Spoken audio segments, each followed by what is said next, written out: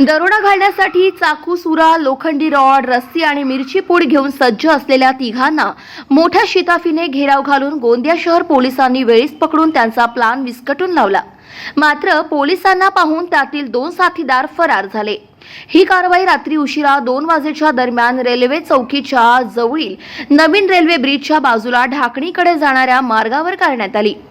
शहर पोलीस पथक गस्त घालत असताना त्यांना सुनी रेल्वे चौकी जवळील नवीन ब्रिजच्या बाजूला ढाकणीकडे जाणाऱ्या मार्गावर 5 ते 6 व्यक्ती स्वतःकडे लोखंडी रॉड आणि अन्य शस्त्र घेऊन दरोडा घालण्याच्या उद्देशाने बसलेले दिसले, अशी माहिती ठाणेदार किशोर पर्वते यांना मिळाली आणि पोलीस पथकाने घटनास्थळी गाठून मोठ्या शिताफीने घेराव घातला।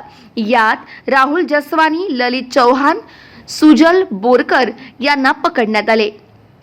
मात्र संधी साधून त्यांचे 2 साथीदार तेथून पळून जाण्यात यशस्वी ठरले आहे। आरोपींकडून मोठ्या प्रमाणात शस्त्रे जप्त करण्यात आली आहे। गाव माझा न्यूज करिता राधा किसन छुटे, गोंदिया।